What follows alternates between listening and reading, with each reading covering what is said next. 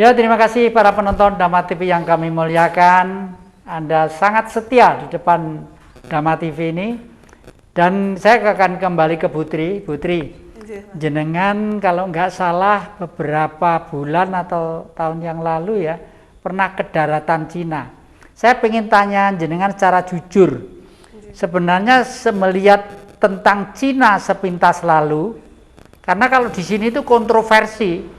Antara yang benci dan yang itu kan kontroversi banget. Betul. Dan subjektivitasnya sangat tinggi. Betul. Artinya tidak dilihat dengan rasio yang normal, yang sehat ya. Nah, sebenarnya gambaran bagaimana Bu waktu pergi ke sana itu secara umum? Ya, begini Romo. Sebenarnya saya kalau ke luar negeri itu malah mencari apa sih sebenarnya kok sehingga Cina dengan Indonesia ini ya itu terus bergejolak karena satu iri kalau Cina ini kaya semua Romo, tapi kita sayangnya ndak tanya pada diri sendiri kok iso kaya ya opo sih gitu, kok iso kabeh iku kaya itu bagaimana. Nah saya di sana itu melihat kebangsaannya tinggi, gotong royongnya tinggi walaupun dia tidak punya Pancasila Romo.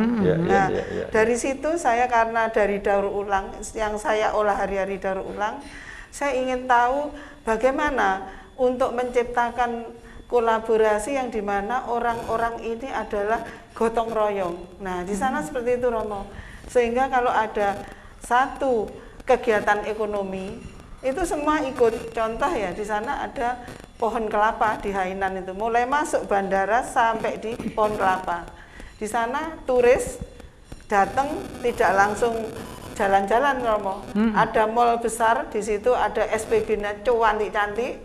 Setelah itu dia memberi presentasi, dalamnya itu makanan mulai kelapa itu makanan ya minyak kelapa ya pokoknya semua kerajinan-kerajinan. Setelah diberi produk knowledge-nya dia langsung boleh masuk.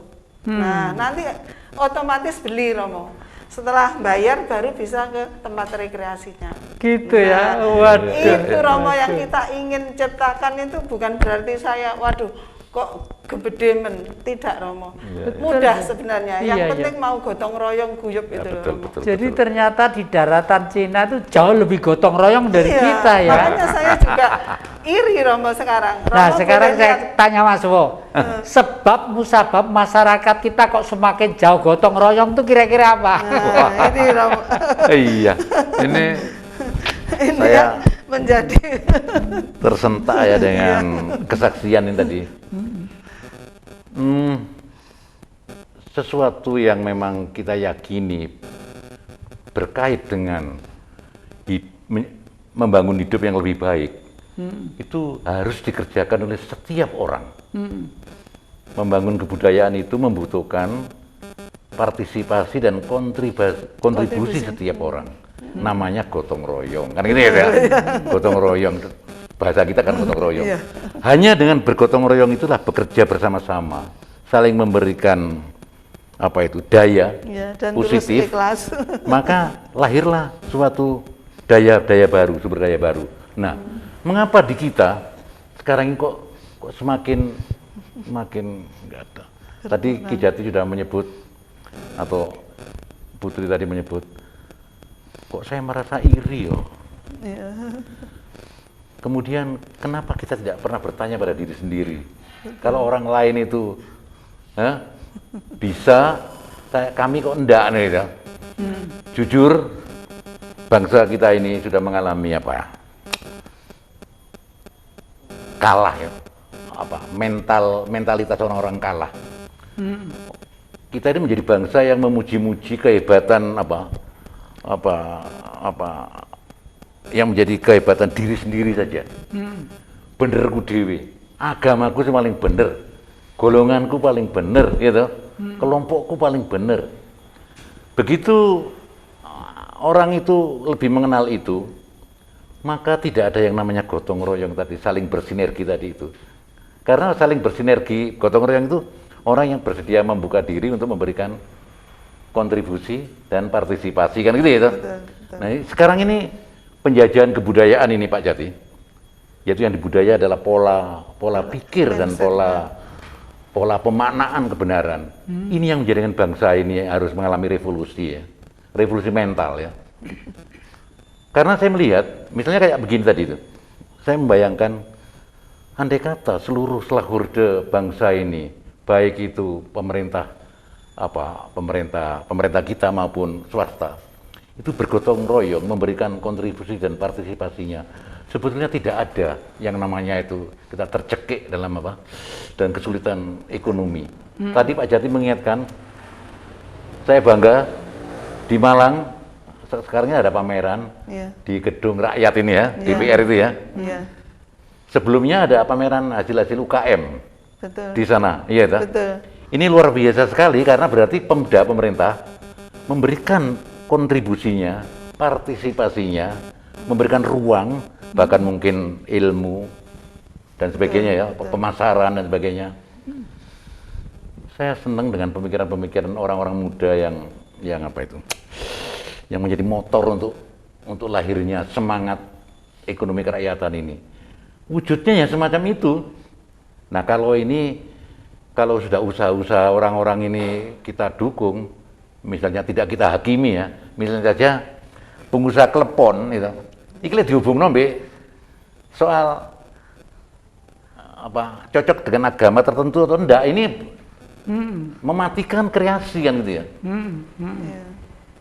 Ketika saya baca ada wujud klepon tapi jerone iku duduk gula ya ta.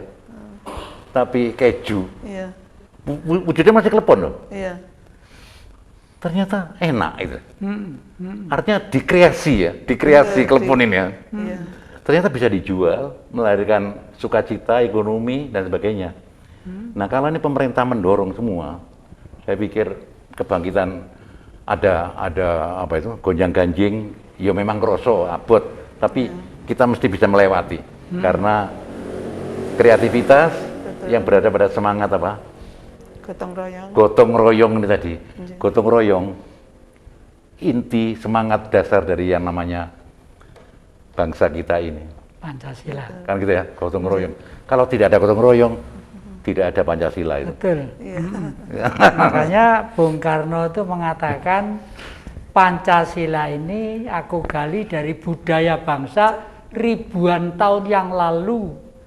Ribuan tahun, jadi kurang lebih sekitar 1.500 tahun sebelum Masehi. Perilaku manusia di Indonesia khususnya Pulau Jawa ini sudah melakukan kehidupan gotong royong tadi itu.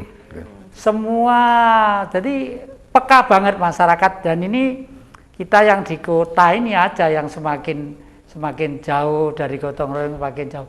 Tapi kalau di desa-desa terpencil itu masih kelihatan ada ya, ada. Iya. Bangun rumah, bangun bareng-bareng, soyo bareng-bareng, urunan bareng-bareng. Meskipun orang itu tidak mampu buat rumah, satu kampung tuh rembuk desa dulu, biar si Suto kayak dibuatkan rumah bareng-bareng, gitu. Nah, oleh karena itu kelihatannya fungsi legislatif, eksekutif, dan yudikatif ini perlu juga semangatnya dikembalikan seperti zaman yang lalu, seperti era Mojopahit.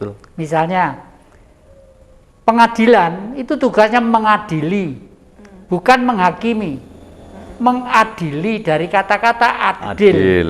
Harus adil-adilnya. Jadi di era Mojopahit, misalnya ada seorang namanya Sinoyo, mencuri ayam. Lalu dibawa rame-rame orang sekampung, mau digebukin gitu. Dibawa ke pengadilan. Pengadilan tanya, ada apa ini mau digebukin? Ya, karena kurang ajar ini mau mencuri ayamnya orang. Itu. Betul kami mencuri ayam orang. Betul Pak Hakim, ya. Kenapa mencuri? Karena istri saya mengandung. Dan konon katanya Mbah Dukun, kalau itu mengandungnya itu tidak dibedah, anak saya dan istri saya mati. Jadi mohon maaf, saya siap dihukum berapa ribu tahun saya sanggup. Nah gitu terus. B. break dulu, ngaso dulu, dok berhenti dulu. Oke, petugas cek desa mana, RT berapa, betul pada hidupnya orang ini bagaimana, gitu. Lalu sidang yang kedua, betul Pak Hakim, ternyata orang ini si Noyo ini hidupnya susah banget, rumahnya reot dan istrinya memang betul-betul melahirkan dengan dibedah Mbah Dukun. Ya kalau sekarang ada infus, ada macam-macam lah dulu ya. Dulu itu kan ilmu leluhur aja gitu. Nah, orang itu Mas tidak dihukum malah dapat persen. Kamu mendapat persen dari negara. Dapat hadiah dari negara kamu karena sudah menyelamatkan anakmu dan menyelamatkan istrimu. Karena keselamatan warga negara adalah tanggung jawab penguasa. Karena Nusantara itu kaya raya untuk menghidupi bangsa di Nusantara ini masih turah-turah. Kok sampai ada rakyat yang hidupnya seperti itu bagaimana? Tapi awas loh ya, kamu hari ini menjabat hadiah, jangan sampai kamu mencuri yang kedua kalinya. Kalau mencuri yang kedua kalinya, hukumamu 3 kali lipat dari hukum sebenarnya. Nggih, sedika dawuh Pak Hakim. Gitu. Jadi menghakimi itu atas dasar rasa ya, bukan pikiran. Yeah. Seperti di negeri kita ini kelihatannya banyak sesuatu yang harus kita tinjau kembali kalau kita pikir dari cita-cita nafas kemerdekaan. Yeah. Ya, para penonton Dhamma TV yang kami muliakan, masih sangat hebat kita untuk mencoba berkreativitas sebagaimana Putri tadi lakukan dengan kawan-kawan. Jangan kemana-mana, masih di depan Jejak Ki Jati.